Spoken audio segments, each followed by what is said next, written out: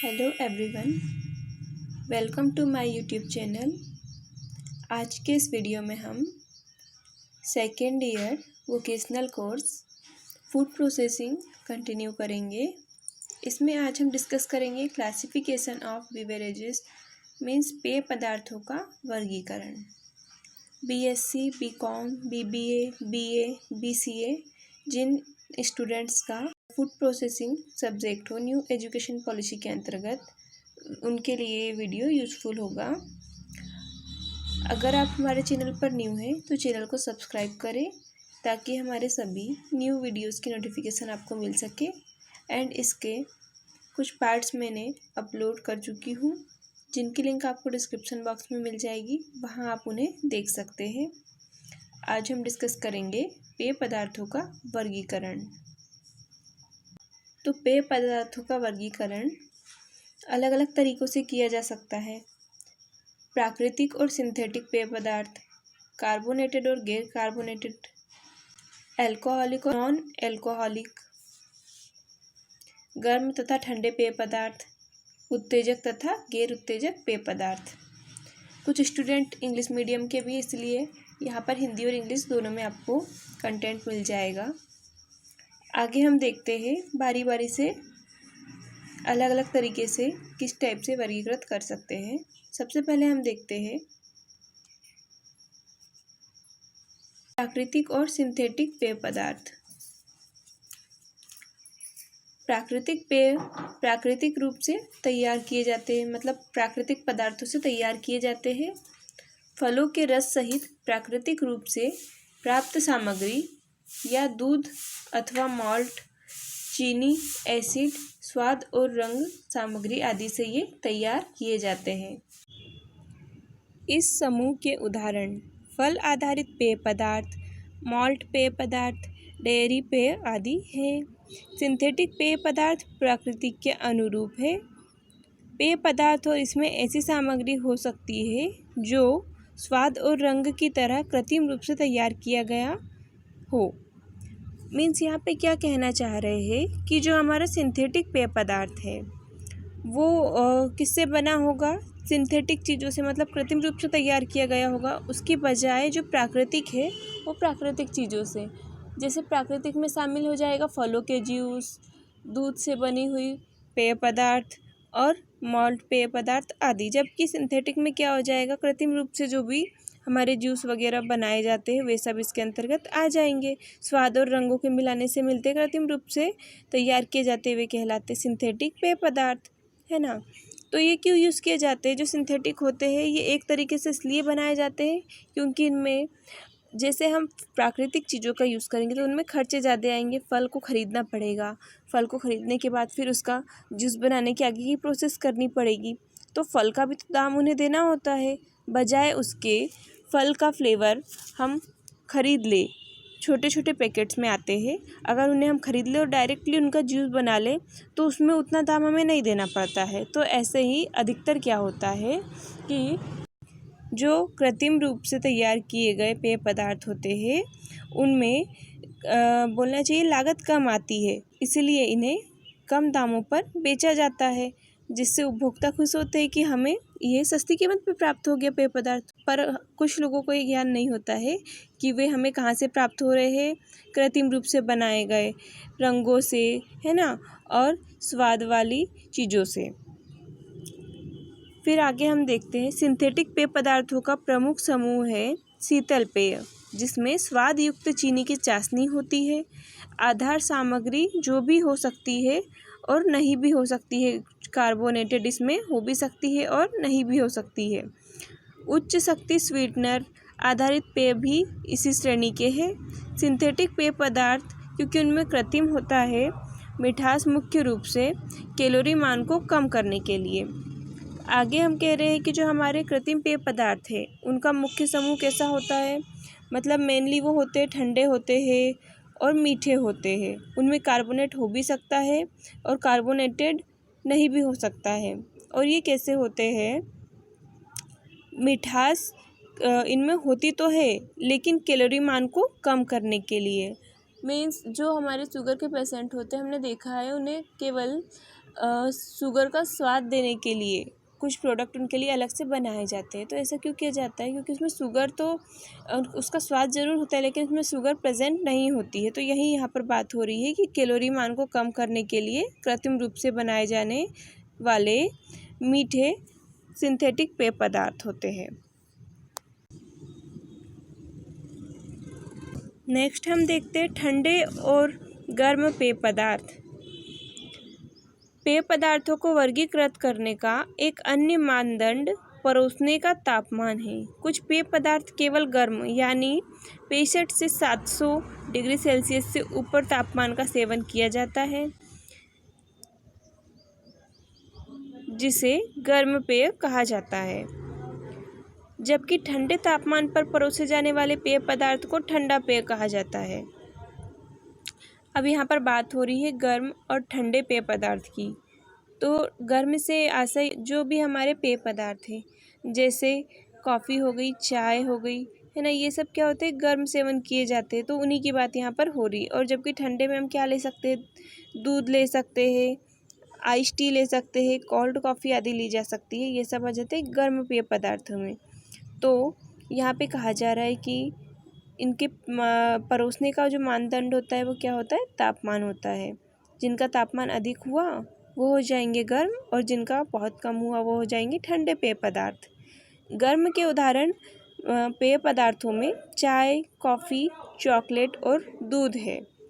हालांकि ice tea और cold coffee ठंडी परोसी जाती है।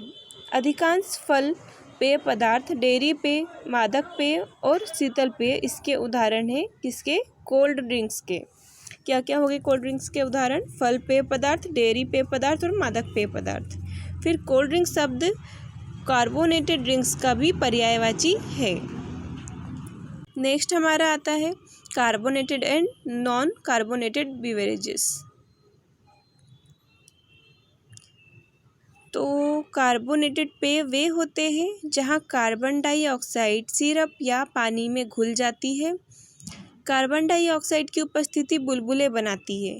पेय में दबाव और फिजिंग जारी होने पर कार्बोनेटेड पेय पदार्थ को आमतौर पर शीतल पेय कहा जाता है। यहाँ पे क्या कहा जा रहा है कि जो कार्बोनेटेड पेय पदार्थ होते हैं वो होते हैं जिनमें कार्बन डाइऑक्साइड पानी में घुल जाती है, और कार्बन डाइऑक्साइड की उपस्थिति क्या करती है, बुलबुले बनाती है, जिससे पेय में दबाव और फिजिंग जारी होती है, तब ये बुलबुले हमें दिखाई पड़ते हैं। जैसे कि हम देखते हैं नॉर्मली जो हम कोल्ड ड्रिंक्स पीते हैं उनमें आप एग्जांपल के रूप में देख सकते हैं। जैसे कई प्रकार की बियर वगैरह आती है, या आप मान लो कोको कोला आदि पीते हैं, उनमें भी ये क्या होते हैं, कार्बोनेटेड के अंतर्गत आते हैं पेय पदार्थ, और इन्हें आमतौर पर शीतल पेय पदार्थ कहा जाता है। कोला या नींबू पानी पेय कार्बोनेटेड पेय पदार्थ के विशिष्ट उदाहरण हैं। तो यहाँ पे यही कहा जा रहा है कि जैसे नींबू पानी हो गया, कोला आदि हो गई, ये सब किस में आ जाएंगे, कार्बोनेटेड पेय पदार्थ में। किण्वन की प्रक्रिया बियर जैसे कुछ पेय पदार्थों में भी कार्बन डाइऑक्साइड पैदा करती है, और अगर बियर आदि में क्या करी जाए, किण्वन की प्रक्रिया की जाए, तो इनमें भी कार्बन डाइऑक्साइड पैदा होती है, मीन्स उत्पन्न हो जाती है। कार्बोनेशन विभिन्न कारणों से किया जाता है। उपभोक्ताओं को फिजी आदि अवेलेबल कराने के लिए फिजी जो एक ड्रिंक आती है, और कार्बोनेटेड एसिड को भंग करने वाला थोड़ा अलग स्वाद की तरह प्रदान करता है। सोडा वाटर एक अन्य लोकप्रिय प्रकार का कार्बोनेटेड पेय है जिसका स्वाद भी हो सकता है। सोडा वाटर भी अक्सर लोग पीते हैं, है ना, ये बहुत जगह पे प्रचलित है, और ये कार्बोनेटेड पेय के अंतर्गत आता है। अधिकांश फल और डेयरी आधारित पेय गैर कार्बोनेटेड की श्रेणी में आते हैं। अब ये तो हो गए कार्बोनेटेड की बातें। अब जो गैर कार्बोनेटेड है उनमें क्या आ जाएंगे, सबसे मेन बात क्या हो जाएगी, जिनमें CO2 की उपस्थिति ना हो या बुलबुले उपस्थित ना हो। तो इससे हम क्या देखते हैं, फल के जूस में नॉर्मली इसमें हमें बुलबुले नहीं दिखाई देते हैं, और डेयरी आधारित पेय पदार्थ में इनमें भी क्या आ जाएंगे, ये गैर कार्बोनेटेड की श्रेणी में। इस श्रेणी में गर्म पेय और मादक पेय भी शामिल हैं जो कार्बन डाइऑक्साइड उत्पन्न नहीं करते हैं। यहाँ लिखने में शब्द थोड़े आगे पीछे गड़बड़ है, इन्हें आप थोड़ा सीक्वेंस में नोट करिएगा।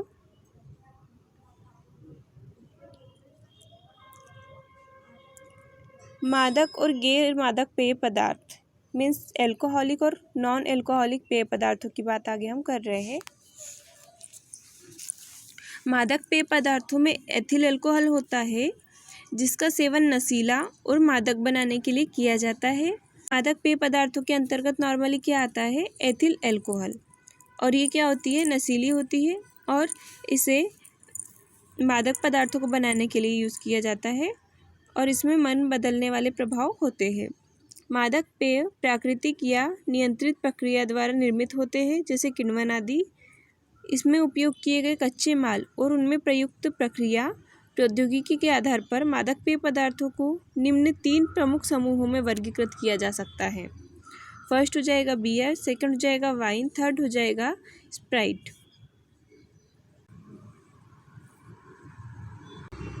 सबसे पहले हम देखते हैं बियर। यह दुनिया का तीसरा सबसे ज़्यादा पिया जाने वाला पेय पदार्थ है बियर। पौधा को किण्वित करके बियर तैयार की जाती है। शराब के अलावा बियर की विशेषता बुदबुदाहट भी है, अर्थात फोम जो CO2 और कड़वाहट द्वारा निर्मित होता है। बियर में कड़वाहट और महक होती है। आइसो एसिड और अन्य पॉलीफेनॉल्स के रूप में हॉप्स ठोस द्वारा योगदान दिया गया। यह बियर के कई रूप हैं, लेकिन 2 अधिक लोकप्रिय है। इन्हें लेगर बियर कहा जाता है, जो कि निम्न तापमान पर बॉटम यीस्ट यानी सेक्रोमाइसिस पास्टोरिनस द्वारा किण्वित लंबी अवधि, जबकि एल का निर्माण शीर्ष किण्वित खमीर का उपयोग करके किया जाता है। सेकंड आती है वाइन। विभिन्न प्रकार के फलों से मदिरा बनाई जाती है, जैसे अंगूर, बेर या खुबानी आदि। हालांकि सबसे अधिक इस्तेमाल की जाने वाली जो वाइन होती है वो किससे बनाई जाती है? अंगूर से। अंगूर हरे और लाल 2 अंगूर होते हैं। जूस को छोड़ने के लिए मैकरेटेड किया जाता है इनको, जिसमें विभिन्न प्रकार के यीस्ट द्वारा प्राकृतिक रूप से किण्वन किया जाता है। अब जो अंगूर होते हैं उनमें हमें वाइन प्राप्त करनी है तो उन्हें विभिन्न प्रकार के यीस्ट द्वारा क्या किया जाएगा? किण्वित किया जाएगा। बियर की तुलना में किण्वन भी अधिक लंबा होता है वाइन का। 2 प्रमुख प्रकार की वाइन यानी वाइट वाइन जो हरे अंगूर से बनती है और रेड वाइन जो लाल अंगूर से बनती है, उसे कहते हैं रेड वाइन। रेड वाइन में एंथोसायनिन होता है और इसके अधीन होता है माध्यमिक किण्वन के स्वाद को मधुर बनाने के लिए मेलोलेक्टिक किण्वन कहा जाता है। तो रेड वाइन में यहाँ पर क्या कहा जा रहा है कि एंथोसायनिन होता है और इसमें माध्यमिक किण्वन के स्वाद को मधुर बनाने के लिए मेलोलेक्टिन किण्वन का यूज़ इसके अंतर्गत किया जाता है। वाइन में अल्कोहल की मात्रा 9 से 16% के बीच होती है। स्पार्कलिंग वाइन है कार्बन डाइऑक्साइड और स्पष्टता द्वारा निर्मित, मीन्स जो CO2 और स्पष्टता द्वारा निर्मित बुदबुदाहट द्वारा विशेषता दी जाने वाली वाइन है। उसका एग्जाम्पल है शैंपेन। नेक्स्ट आती है स्पिरिट। तो ये क्या होती है? मादक पेय पदार्थों का एक वर्ग है जो बिना मिठास के और आसवन द्वारा निर्मित होता है। किण्वित आधार गुड़, मतलब इसमें गुड़ के यूज से ये बनता है। फलों के रस, अनाज का अर्क या कभी कभी कई किण्वित सबस्ट्रेट का संयोजन इसमें देखने को मिलता है। स्पिरिट्स की विशेषता अपेक्षाकृत अधिक अल्कोहल की मात्रा होती है, जो 20% तक हो सकती है। स्पिरिट जो होते हैं इसमें अल्कोहल की मात्रा 20% तक हो सकती है। आसवन की प्रक्रिया में अल्कोहल की मात्रा बढ़ जाती है। तो ये हो गया हमारा स्पिरिट। इसके बाद आते हैं उत्तेजक तथा गैर उत्तेजक पेय पदार्थ। कुछ पेय पदार्थों का सेवन मुख्य रूप से तंत्रिका तंत्र तथा शरीर को उत्तेजित करता है, संचार प्रणाली को भी उत्तेजित करता है। यह मुख्य रूप से कुछ रासायनिक यौगिकों की उपस्थिति के कारण होता है। कॉफ़ी और चाय में कैफीन, हर्बल में कई फेनोलिक यौगिक और एथिल अल्कोहल में मादक पेय। इन पेय पदार्थों में मौजूद रासायनिक घटक शारीरिक प्रक्रियाओं को प्रभावित करते हैं और ये पेय पदार्थ इस प्रकार है। मीन्स यहाँ पे कहा जा रहा है कि जो उत्तेजक पेय पदार्थ होते हैं ये क्या करते हैं, हमारी जो तंत्रिका तंत्र है और संचार प्रणाली है इसको एक्साइटेड करने का काम करते हैं और इनमें जो रासायनिक यौगिकों की उपस्थिति होती है वही इसका कारण होती है।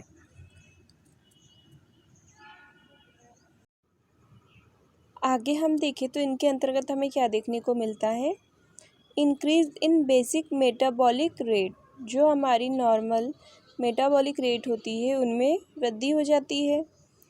सेकंड आ जाएगा increase in blood circulation and heart beat, जो हमारी हार्ट बीट होगी और ब्लड का सर्कुलेशन होगा वो भी तेज हो जाएगा।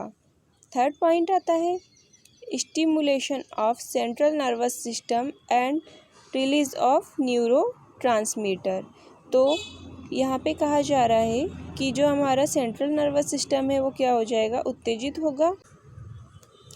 फोर्थ पॉइंट है diuretic, increase in frequency of urination, urination है उसकी फ्रीक्वेंसी में भी वृद्धि हो जाएगी। फिफ्थ और लास्ट पॉइंट है enhancement in secretion of gastric juice, जो हमारे शरीर में गैस्ट्रिक जूस होता है, सीक्रेट होता है, उसमें क्या हो जाएगा, इन्हेंसमेंट हो जाएगा।